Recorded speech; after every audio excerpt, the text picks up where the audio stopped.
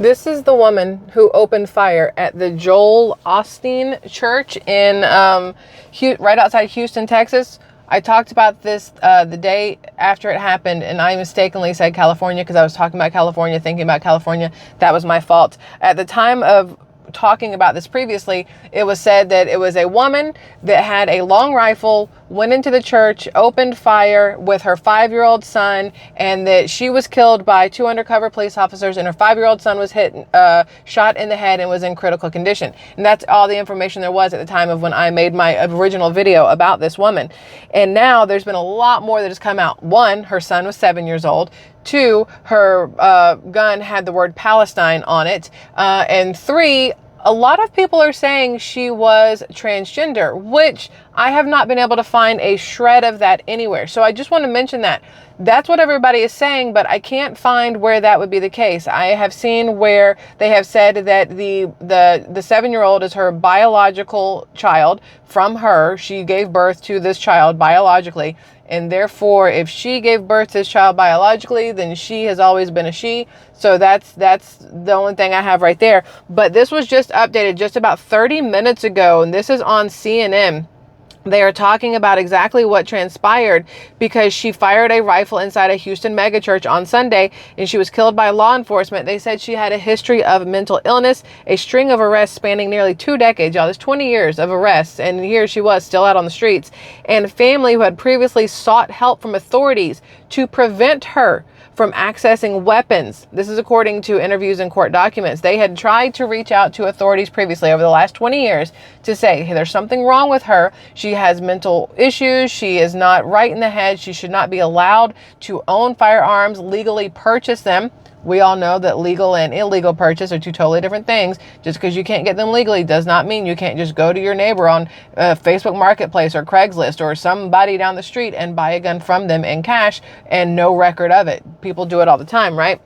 Now, this woman, this 36-year-old, I don't know how to say her name, so I'm probably going to mess it up. Janice Yvonne Moreno walked into the famed Lakewood Church, which is just 6 miles from downtown Houston, Sunday afternoon and started shooting, wounding 1 man before turning the AR-15 towards officers, according to a search warrant. What's interesting is, towards officers is interesting to me because the 2 men that were in there that were officers were not in uniform from what I read. They were off-duty officers who were just there for church services. So how would she know that they were officers unless she knew them ahead of time? That part has bothered me.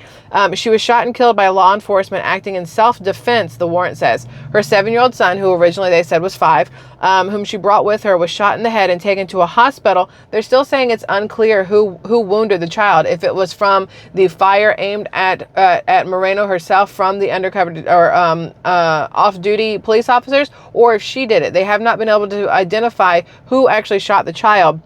They've asked the police for more information and has gotten no information back. The child is in critical condition and they're hoping that it will improve. Authorities say they're investigating what may have motivated Moreno's rampage and whether mental health issues or a recent argument with her ex-husband's family played a role. According to court documents, social media posts, and details revealed by law enforcement, they basically paint a picture of a woman who struggled with mental illness for years, had undergone a bitter divorce and in a custody battle for her son, and had a slew of run-ins with the law.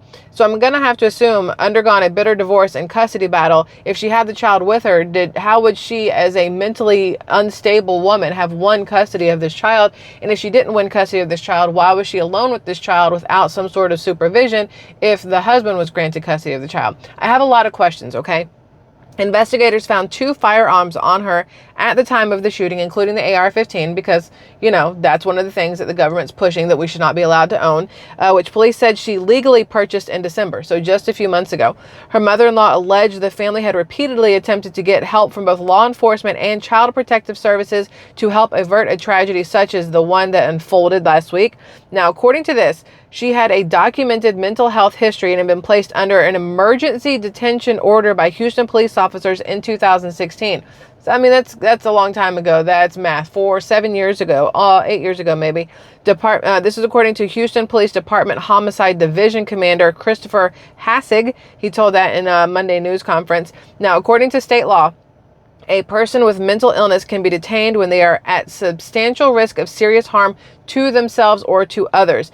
In 2022, Moreno's former mother-in-law, Wally Carranza, Walli, so I'm guessing she is Wally Carranza, unsuccessfully petitioned a court in Texas's Montgomery County, to be declared conservator of Moreno's son, Sam. Sam is the boy who was shot in the head at the church shooting and is still in critical condition. In an affidavit filed in court related to that petition, Carranza alleged a psychiatrist had placed a red flag warning on Moreno in 2016 after she had been hospitalized with schizophrenia. That's kind of a big deal. Schizophrenia is a big one.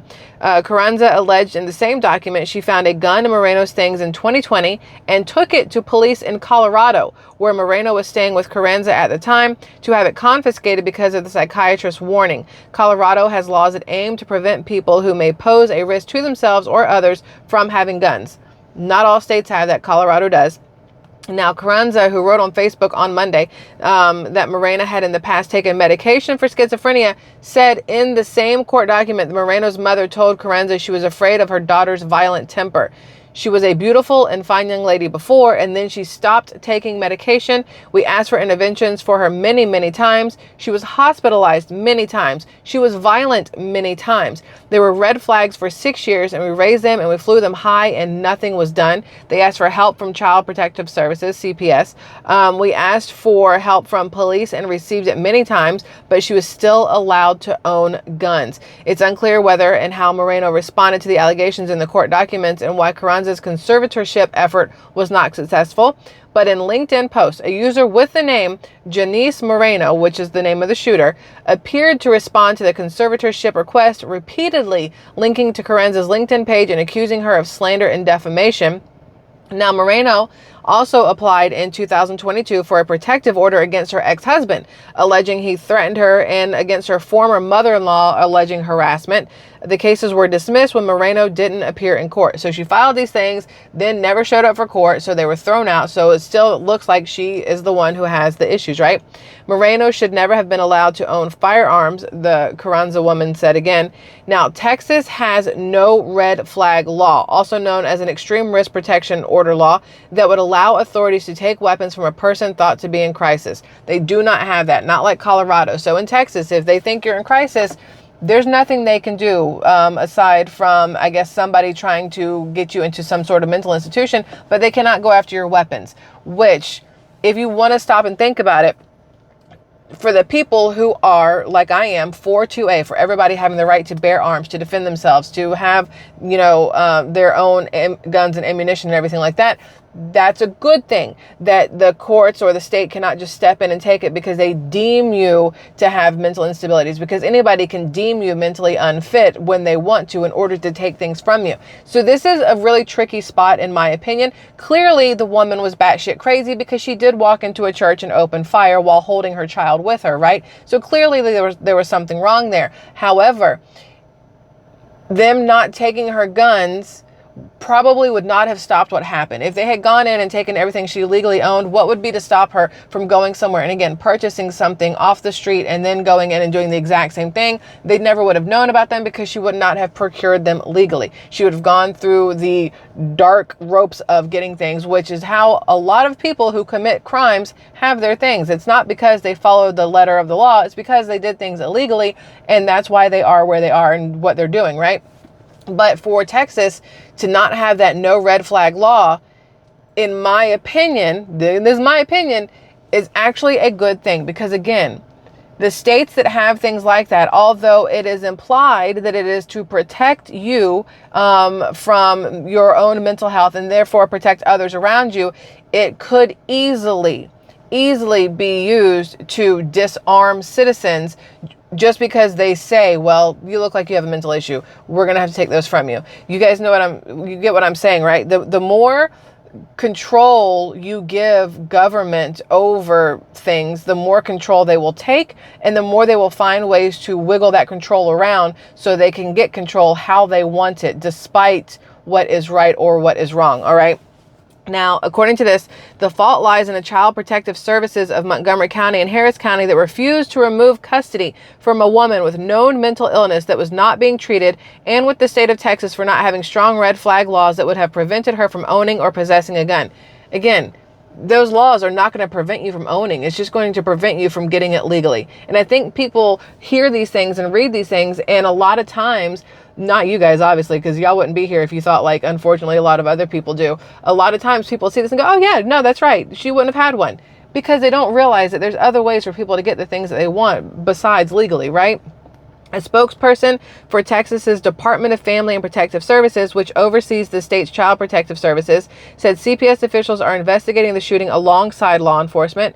At this time, DFPS cannot provide additional information because specific details of investigations are confidential according to the law. This is according to Melissa Lanford, who is with DFPS. Now, again, if this woman Moreno was in fact clearly crazy, and this is what they're saying, they're alleging all of these things, but we also know paperwork can be fudged, anything can be whatever.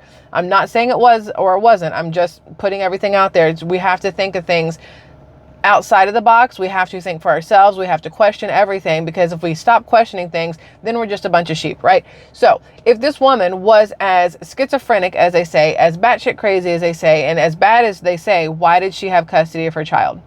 Why was the ex-husband, not given custody of the child? Why did the mother have custody? How bad did the ex-husband have to be in order for the mother to get custody when she is that bad off, according to everybody? Do you understand what I'm saying? Like, there's more here than they're going to tell us, more here than they're telling us right now, at least. Maybe more will come out later. And I haven't done like super sleuth on this. I've been like busy with life and just all kinds of stuff. So I haven't super sleuthed the crap out of this, but it bears the question of, why was she given custody if she was this bad off, right? Okay.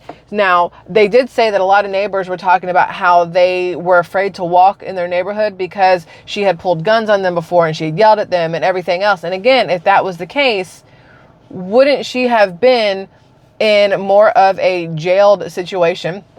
And if this was the case, why would she have won custody of her child? So a lot of these things I question, because, excuse me, we, and by we, I mean y'all, I'm sure think like I do a lot of times, where I get myself hiccups, where a lot of these things that we're seeing, we're going, is this real, or is this just a crisis actor situation? Is this something where they planted somebody to do this so that it gets this national attention, so it gets this huge media attention, so that it helps them push their, agenda of getting rid of guns, of making it so that, you can't have them, but the government can. So in March 2020, a social media post shows a screenshot of a letter from Lakewood Church thanking Moreno for her donation. Like, she went to the church, she donated to the church. Houston's police chief was asked Monday whether the shooter had a connection to the church. He said it's under investigation. Records from the Texas Department of Public Safety show Moreno, who was born in El Salvador, not United States of America, had a string of arrests for minor offenses over the past 2 decades, including possession of marijuana, an assault, illegal possession of a weapon, and a forgery charge. In the court transcript of a 2021 divorce proceeding in Harris County, Moreno's ex-husband said the two met in 2015, and he was seeking a divorce because his wife had turned violent and had a total disregard for their son, who was 3 years old at the time. In the transcript, he referred to Moreno as Jeffrey. Moreno said had in the past used both male and female aliases, including the name Jeffrey, but had always identified as a woman, said in Monday's news conference. And again, they have already said this, it's not in this article, but they have said in numerous places that the child was biologically from Moreno. Like, she had the child, not somebody else, not the husband, not anybody else. So their divorce was transferred to county court and finalized in Montgomery in 2022. Moreno's ex-husband lost custody of Sam once the divorce was finalized. According to the affiliate, it's unclear what led to the court's decision. And the court's decision is because they will, generally speaking, give child custody to the mother. They will always see the mother as the better parent for the child. If Moreno had not been the biological mother of the child, I feel like it would have gone differently. The reason that they are saying that people think she was transgender is because she had aliases she would go by, and Jeffrey was one of them, and she was schizophrenic. So it's possible that had something to do with personality disorder and things like that. But according to everything I have found and been able to find, she was a biological woman, okay? If it comes out that that's different, I'll be the first one to let you know. But from what I have been able to find, biological woman. Let's see. I don't know. Premature drugs in the system. Okay. In court documents relating to Wally Carranza's petition, which was the mother-in-law, right, to be declared Sam's conservator, Carranza alleged Moreno's son was born more than 3 months prematurely with drugs in his system and accused Moreno of refusing to give him the proper care that he required, including not feeding him properly or teaching him how to use the bathroom and not taking him to critical speech and physical therapy appointments. On her social media, Moreno talked about her son's love of going to the park and wrote about taking him to art museums as a baby and how, as a young child, he had developed an appreciation for art. And then this one says how Moreno's neighbors said that she had harassed and threatened them, which we talked about already. And then they're trying to see if the dispute with her ex-husband family is why she went into the church and did what she did. Police found anti-Semitic writings connecting to the shooter and are investigating whether an argument with her ex-husband's family, some of whom are Jewish, may have led to the shooting. I mentioned anti-Semitic writing. We do believe that there was a familial dispute that had taken place between her ex-husband and her ex-husband's family, and some of those individuals are Jewish. We believe that might possibly be where all this stems from. Hasek also said the AR-15 Moreno used had Palestine sticker on it. And again, these are all things that make me question personally, how real is everything we are hearing and everything we are seeing? If this woman was really as just god-awful as she sounds, why was she allowed to still purchase guns legally? If she is god-awful as she sounds, why wasn't she in a mental institution? Why did she win custody of her child? A lot of things to ask. Now, I want you to, again, think about these things. This happened in one of the biggest churches that you could ever find, and with a very well-known church name, which is something that would give it national headlines, right? Also, the fact that her ex-husband says she had aliases puts the transgender into the talk as well, right? Then you add in the fact that she has a gun that they're trying to outlaw. That's number 3. Then you add in the fact that family was Jewish. That's number 4. And then you add in the fact that she supposedly had something written on the gun that said Palestine. That's number 5. All of it feels very scripted, if you will, and made to look a certain way to push all these different things and have all these different things back in headlines. That's just me. I could be completely wrong. I'm not saying that that is the case, but my brain looks at these things a little bit differently as opposed to taking everything for face value. When they said that she turned towards the police and aimed at them, it's like, but again, how did she know that they were police officers? They were not in uniform. They were there for church services. They were off-duty police officers. How would she have known? So I have a lot of questions when it comes to this. And it's just very timely that you have this shooting Sunday, the same day as the Super Bowl, right, at a church, and then then yesterday, Wednesday, you have the Super Bowl parade shooting, and then you have, let me see if I can find this. Do I still have this pulled up? Hold on, y'all. I'm trying to remember. Oh, I don't have it pulled up anymore. Wait, do I? Where's X? Okay, then you have, where is it? Oh, I lost it.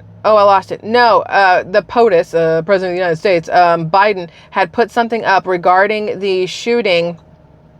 Where is it? Biden-Harris call for gun control in separate comments after deadly shooting at Kansas City Chiefs parade. And I'm sure there was something that was put on here. Oh, there it is. Joe Biden. Y'all see? This is Biden right here. Joe Biden, yesterday's events in Kansas City should move us into action. How many more families need to be torn apart? It's time for Congress to finally act to ban assault weapons, limit high-capacity magazines, strengthen background checks, and keep guns out of the hands of those who have no business owning them.